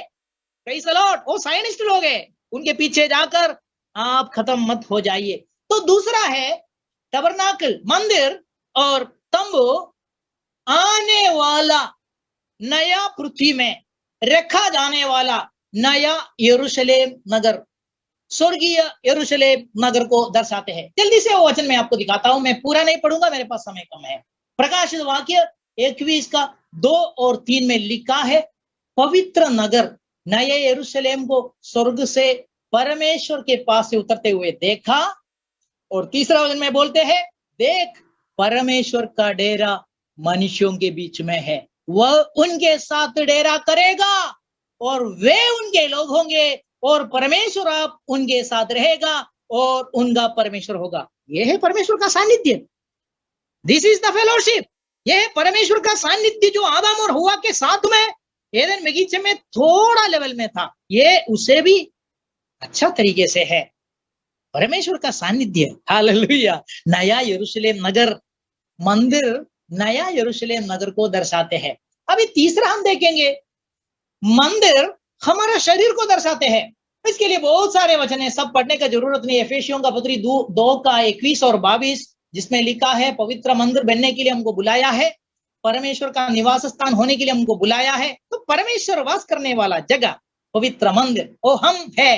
Praise the Lord. पहला पत्रोस 2 का 5 में लिखा है, हम जीवित पत्रों की नाई आत्मिक घर बनाते जाते हैं जिसमें आत्मिक बलिदान चढ़ाए जाते हैं। और पहला कोरिन्थी 3 का 16 और 17 में लिखा है, क्या तुम नहीं जानते कि तुम परमेश्वर का मंदिर हो और परमेश्वर के मंदिर को कोई नाश करेगा तो परमेश्वर उसको नाश करेगा, क्योंकि परमेश्वर का मंदिर पवित्र है और वह तुम हो। वापस पहला कोरिन्थी 6 का 19 और 20 में, क्या तुम नहीं जानते कि तुम्हारी देह पवित्र आत्मा का मंदिर है, अपनी देह के द्वारा परमेश्वर की महिमा करो। Praise the Lord. तो हम ही परमेश्वर का मंदिर। तो अभी हम देखेंगे ये जो पुराना मंदिर था जो यरूशलेम में यीशु मसीह के समय में था, उस मंदिर को क्या हो गया। मैं जल्दी से आपको घटनाओं को दिखाता हूं क्या क्या हो गया। याद करना, यीशु मसीह आ गया। यीशु मसीह इस मंदिर में बार बार आते थे, आके वचन पढ़ते थे। यीशु मसीह मंदिर में इकट्ठे हो गए लोगों को वचन बोलते थे, ये सब होते थे। लेकिन आखिर में क्या हो गया वो हम देखेंगे। इस मंदिर जो यरूशलेम का मंदिर है, जो पत्थरों से बनाया हुआ था, बहुत सुंदर था, जिसके बारे में मत्ती का सुवर्तमान 24 में यीशु मसीह बोलते हैं, और चेले लोग बोला था, देख गुरु कितना सुंदर है। और यीशु मसीह ने बोला, पत्थर के ऊपर पत्थर नहीं रहेंगे, ऐसा समय आ रहा है। हालेलुया। और वो समय आ गया यीशु मसीह जाने के बाद, और 40 साल के बाद में टाइटस बोल के रोमा सेनाधीश उनके सेना को लेके आके वो मंदिर को तहस नहस कर दिया, ढा दिया। तो वो घटनाओं को हम देखेंगे कैसे इस मंदिर खत्म हो गया। क्योंकि हमारा सवाल क्या है, कोई मंदिर बनाने के लिए जा रहे, हम उसको सपोर्ट करना है क्या, नहीं करना है। हमारा सवाल, मेन सवाल में हम अभी तक गया नहीं है। हम ये 6.3 क्वेश्चन में है, क्या है वो, कोई मंदिर बनाने के लिए जा रहे, कौन, इसराइल, और अमेरिका उसको सपोर्ट कर रहे, बहुत सारे पास्टर लोग उसको सपोर्ट कर रहे। हम सपोर्ट करना है या नहीं करना है, मतलब बाइबल में लिखा है क्या, नहीं लिखा है। अगर बाइबल में लिखा है तो सपोर्ट करना ही पड़ेगा, बाइबल में लिखा नहीं है तो सपोर्ट नहीं करना है। ये हम देखने के लिए जा रहे हैं। अभी देखो ये मंदिर कैसे खत्म हो गया वो पहले हम देखेंगे। देखो घटनाओं को देखो। पहले मैं इंग्लिश में पढ़ूंगा, जल्दी से हिंदी में बोलूंगा। Jesus entered into the city of Jerusalem and then into the temple asking. आपको मालूम है, लोग होशन्ना गाया हुआ एक दिन है जब यीशु मसीह गद्दी के ऊपर सवार होकर यरूशलेम के मंदिर में प्रवेश किया। हालेलुया। और जब वो प्रवेश किया, लोग चिल्लाकर उसका स्तुति गाया, उनको होशन्ना गाया। लेकिन जो रिस्पॉन्सिबल लोग थे, जो जिम्मेदार लोग थे, शास्त्री, फरीसी, याजक, महायाजक, उनको गुस्सा आ गया। उन्होंने बोला कि नहीं नहीं नहीं, क्योंकि यीशु को उन्होंने स्वीकारा नहीं है। तो गद्दी के ऊपर आने के समय में हमारा राजा गद्दी के ऊपर होकर नम्र होकर, ए देखो यरूशलेम का पुत्री, तुम्हारा राजा गद्दी के ऊपर सवार होकर नम्र होकर तेरे पास आ रहा है। भविष्यवाणी में लिखा हुआ वचन वो लोग मानेगा क्या, नहीं मानेंगे। क्यों, उन्होंने यीशु को स्वीकारा ही नहीं, उद्धार करता है करके। Praise the Lord. तो यीशु मसीह उधर आ गया।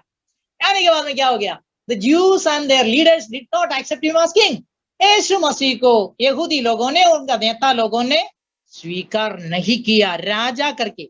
याद करना, यीशु मसीह क्या होकर आ गया, राजा होकर आ गया, गद्दी के ऊपर नम्र होकर। राजा लोग गद्दी के ऊपर आएगा क्या, घोड़े के ऊपर आएगा, रथ के ऊपर आएगा, लेकिन ये नम्र होकर गद्दी के ऊपर होकर सवार होकर आ रहा है यरूशलेम के मंदिर के अंदर। बाकी लोग स्वीकार कर दिया, लेकिन यहूदी नेता लोगों ने उनको स्वीकार नहीं कर दिया। फिर क्या हो गया? यीशु मसीह यरूशलेम शहर को, मंदिर को छोड़ा, शहर को छोड़ के चले गया है करके मत्ती के सुवर्तमान 21:17 में लिखा है। चले गया एक भविष्यवाणी है, क्योंकि यीशु मसीह ने वो जाते जाते बोला मत्ती के सुवर्तमान 23:38 में, your house is left unto you desolate, तुम्हारा घर शून्य हो जाएंगे। तुम जो बोल रहे ना परमेश्वर का घर, मंदिर मंदिर मंदिर, ये शून्य हो जाएंगे, तुम्हारा घर शून्य हो जाएंगे, इसराइल भी शून्य हो जाएंगे। और यीशु मसीह ने बोला, you shall not see me henceforth till you shall say blessed is he that cometh in the name of the lord. जब तक तुम बोलेगा नहीं तुम्हारे जबान से कि परमेश्वर के नाम में आने वाला धन्य है। कौन है परमेश्वर के नाम में आया हुआ? परमेश्वर के नाम में आया हुआ एक ही एक है, वो यीशु मसीह, उसका एकलौता पुत्र है। हालेलुया। और उसको जब तक तुम लोग स्वीकार नहीं करेंगे, तू धन्य है करके जब तक नहीं बोलेंगे, तुम लोग मुझे नहीं देखेंगे। उतना बोल के यीशु मसीह चले गया। यीशु मसीह ने फिर 24 अध्याय में, मत्ती 24 अध्याय में चेलों को बताया, ये मंदिर ढा दिया जाने वाला है। 7वां पॉइंट, यीशु मसीह उस मंदिर से निकला और माउंट ओलिव्स में, ओलिव पर्वत पर, जैतून पहाड़ पर जाके बैठ गया। उधर जाके बैठने के समय में चेले लोगों ने सवाल किया, प्रभु जी दुनिया का अंत कभी है? वो हम पढ़ने वाले हैं आने वाले दिनों में। उधर जाके यीशु मसीह बैठ गया। ये बैठ जाना एजकियेल का पुस्तक 11 अध्याय का 23 में लिखा हुआ एक भविष्यवाणी था, क्योंकि इस्राएली लोगों ने उसको त्याग दिया, उसको स्वीकारा नहीं राजा करके। तो एक भविष्यवाणी था एजकियेल का पुस्तक 11 का 23 में कि the glory of the Lord went up from the midst of the city and stood upon the mountain which is on the east side of the city। तब यहोवा का तेज कौन है? यीशु मसीह है। नगर के बीच में से उठकर उस पर्वत पर ठहर गया जो नगर की पूर्व की ओर है। फिर क्या हो गया? When Jesus died on the cross, the curtain of the temple was torn into two from top to bottom।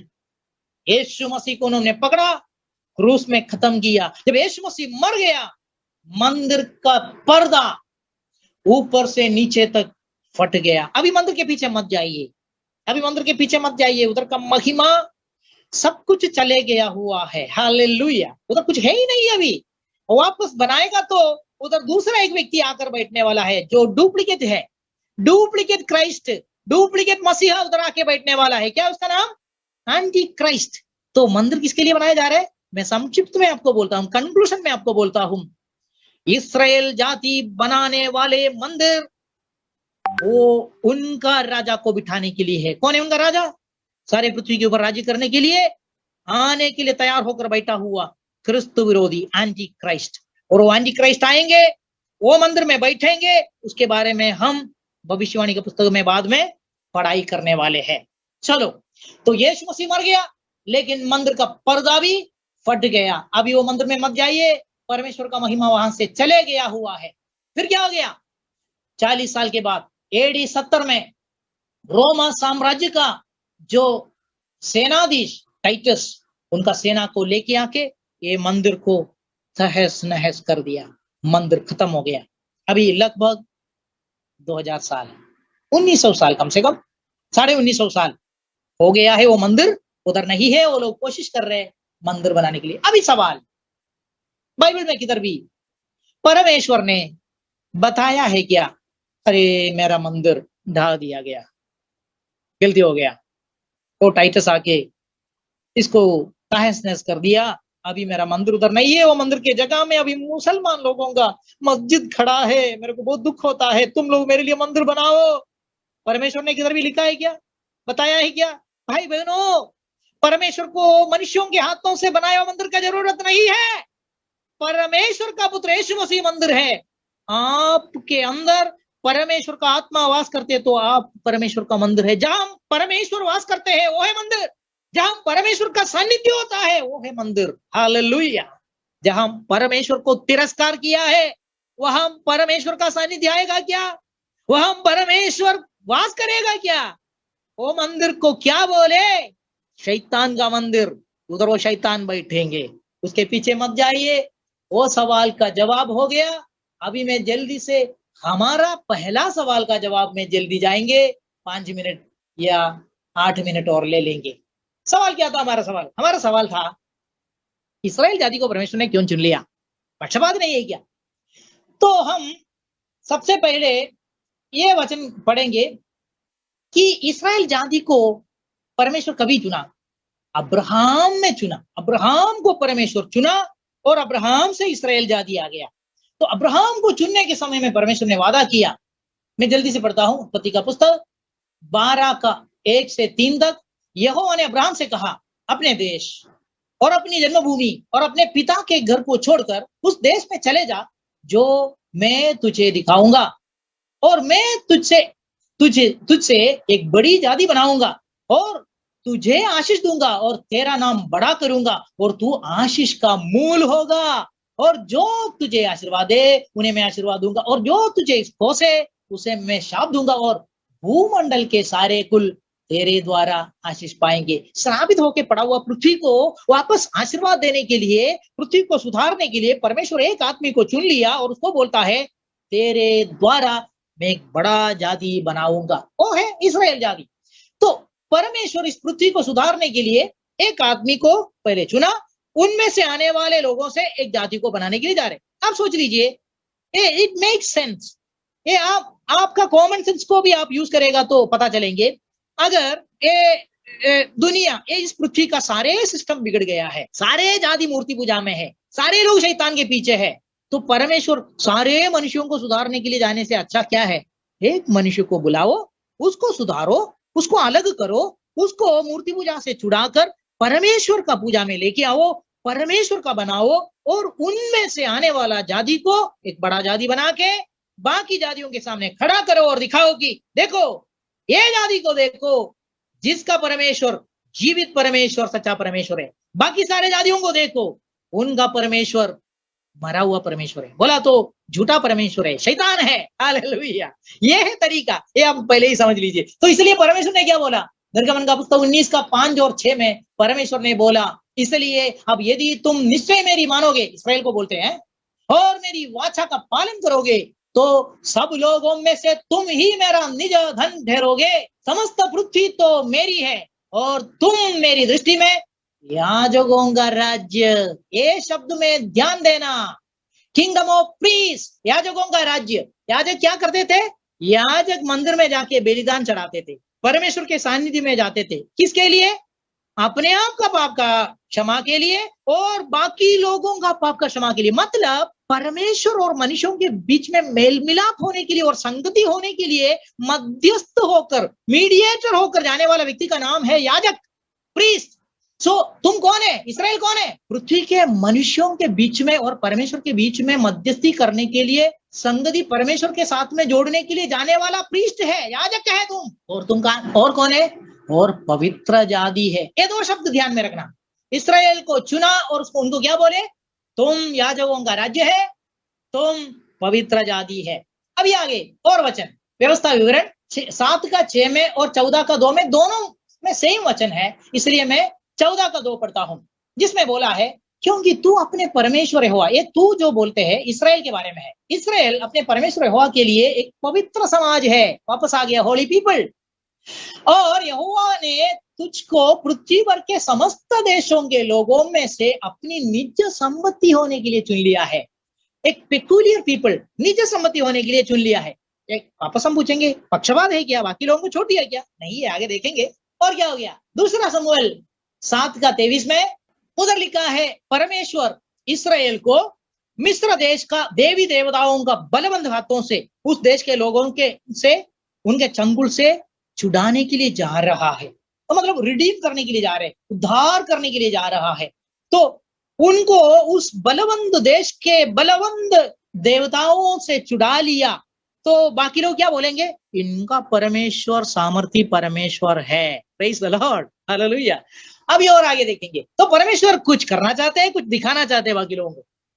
Asia 49 का 3 और 6, और मुझसे कहा तू मेरा दास इस्राएल है, मैं तुझ में अपनी महिमा प्रकट करूंगा। तो परमेश्वर का महिमा मनुष्यों के बीच में प्रकट करने के लिए परमेश्वर ने किसको चुना? इस्राएल को चुना। समझ लेना।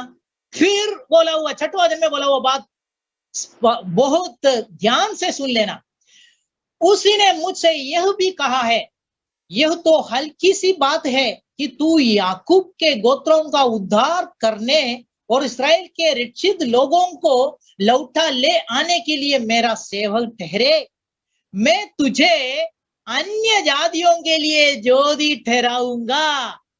आई will make you a light to the gentiles. तो इसराइल को चुनने के पीछे मकसद क्या था? इसराइल को चुन के परमेश्वर का ज्योति बाकी जातियों में इसराइल के द्वारा परमेश्वर को फैलाने का था। Praise the Lord, hallelujah. और मेरा उद्धार पृथ्वी की एक ओर से दूसरी ओर तक फैल जाए। तो देखिए, इसराइल को चुनने से परमेश्वर का निर्णय, उद्देश्य सिर्फ इसराइल को बचाने के लिए नहीं था। पहले उनको चुनो और उनको ठीक करके बाकी लोगों के सामने दिखाओ, और इनसे परमेश्वर का ज्योति उनको भी मिलने दो, वो भी परमेश्वर के पास आने दो। इनसे परमेश्वर का उद्धार उनको भी मिलने दो। ये था परमेश्वर का उद्देश्य। अभी संक्षिप्त में बोलेगा तो इतना वचन पढ़ के हमको क्या समझ में आ गया? परमेश्वर इसराइल को चुनने से परमेश्वर उनको याजकों का एक समाज करके, एक राज्य करके चुन लिया, एक पवित्र राष्ट्र करके चुन लिया, एक निज भाग करके चुन लिया, इसराइल को उद्धार करने के लिए चुन लिया, इसराइल परमेश्वर का सेवा करने के लिए चुन लिया, इसराइल को बाकी जाति जाति के लोगों के बीच में परमेश्वर का ज्योति दिखाने वाला बनाने के लिए चुन लिया, और परमेश्वर का उद्धार बाकी लोगों में मिलने के लिए इसराइल को चुन लिया। सारे लोगों को उद्धार करने का परमेश्वर का इच्छा था, इसलिए एक जाति को चुन लिया और उनके द्वारा काम करके बाकी लोगों में वो फैलाने के लिए चाहते थे। अभी सवाल, इसराइल परमेश्वर का इस प्लान में, इस योजना में टिके रहा क्या? नहीं। कैसे टिके नहीं रहा?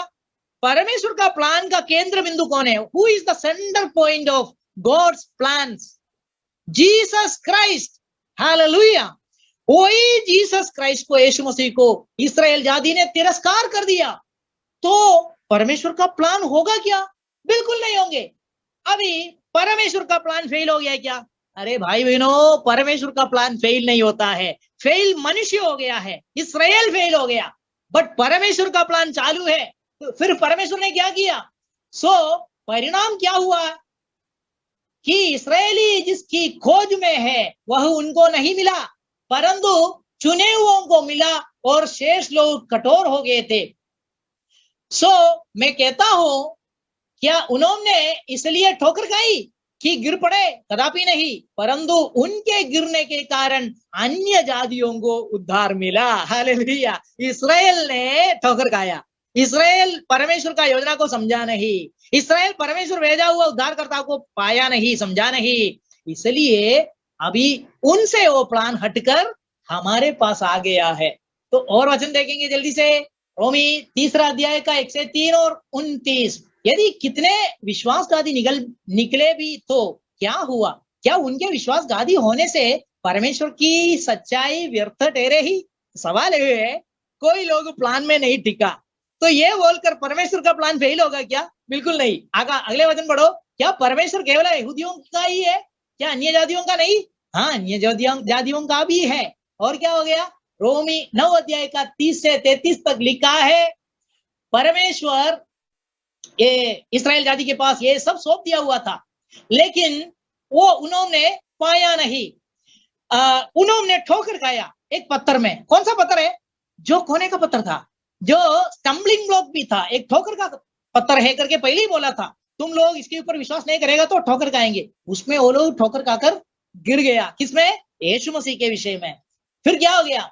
परमेश्वर वो प्लान को वैसे ही रखा, और प्लान जिसके पास दिया था उनसे उखाड़ कर हमारे पास लेके आया, जाति जाति के लोगों के पास लेके आया। उसके बारे में प्रेरितों का काम 13 में वो लोग बोलते हैं, पौलुस और बरनबास बोलते हैं, जबकि तुम उसे दूर करते हो और अपने को अनंत जीवन के योग्य नहीं ठहराते, तो देखो हम अन्य जातियों की ओर फिरते हैं। हालेलुया। यहूदी लोगों को लोग पूछते हैं, तुमको सुवर्तमान नहीं चाहिए, सुसमाचार नहीं चाहिए, तुमको यीशु मसीह का उद्धार नहीं चाहिए, अनंत जीवन नहीं चाहिए? कोई बात नहीं, है परमेश्वर का योजना अटूट है, स्थिर है। हम जाति जाति के पास जाएंगे और लोग विश्वास करेंगे। और क्या हो गया? पहला पत्रोस 2:9 में लिखा है, हमारे बारे में ध्यान देना ये वचन, क्योंकि पहले मैंने बोला हुआ वही शब्द, इसराइल को बोला हुआ वही शब्द हमारे बारे में इधर लिखा है। हम कौन है करके इधर लिखा है, हमारे बारे में लिखा है, पर तुम एक चुना हुआ वंश है और राज पदधारी याजकों का समाज है और पवित्र लोग है और निज प्रजा है। हालेलुया। तो इसराइल को जो बोला था वही बात हमारे लिए बोला है। मतलब इसराइल फेल हो गया तो हमको चुन लिया, परमेश्वर का निज प्रजा, परमेश्वर का चौसन जनरेशन, परमेश्वर के लिए किंग्स, राजा लोग होने के लिए, क्योंकि नया पृथ्वी में हम लोग राजा लोग होने के लिए परमेश्वर चुना है। परमेश्वर के लिए, मनुष्य और परमेश्वर के बीच में खड़ा रहने वाला याजक बनने के लिए हमको चुना है, प्रीस्ट होने के लिए। हम एक होली नेशन है, परमेश्वर के लिए पवित्र प्रजा है, परमेश्वर के लिए पवित्र राष्ट्र है। हम परमेश्वर के निज लोग है। हालेलुया। तो इसे क्या समझ में आया? यीशु मसीह के लिए बताया हुआ कुछ कुछ शब्द है, वही शब्द हमारे लिए भी बताया, क्योंकि हमको यीशु मसीह के स्वरूप में बनने के लिए चुना है। यीशु मसीह राजाओं का राजा है, हमको राजा लोग होने के लिए चुना है। यीशु मसीह याजकों का याजक है, महायाजक है, हमको भी याजक जन बनने के लिए चुना हुआ है। मैं अभी समाप्त करने वाला है 100 होमवर्क क्वेश्चन डाल के, लेकिन आपको पूछना चाहते हैं, आपको समझ में आया हमारा चुनाव क्या है? इसराइल को दिया हुआ वही चुनाव, क्योंकि परमेश्वर का योजना अटूट है, परमेश्वर का प्लान अटूट है। क्या है? बिगड़ गया पृथ्वी को सुधारने वाला है। उस प्लान में आप मिलना चाहते क्या? उस प्लान में आप परमेश्वर के साथ में खड़ा रहना चाहते क्या? तो परमेश्वर का राज्य जब आएंगे, आप उसमें राजा लोग हो जाएंगे, आप उसमें शासन करेंगे, आप उसके साथ में बैठेंगे। Praise the Lord. अभी समाप्त हो गया आज का बाइबल स्टडी। अगले हफ्ते के लिए अच्छा एक सवाल डालते हैं, जिसके द्वारा हम एक कदम रख पाएंगे अंतिम समयों का भविष्यवाणी में। सवाल यह है, what is the meaning of end days according to the Bible? Bible के अनुसार अंत के दिनों का क्या अर्थ है? इसका जवाब आप अगले हफ्ते में ढूंढने के लिए कोशिश कीजिए। अभी मैं समाप्त करना चाहता हूं। आप सबको धन्यवाद देते हैं।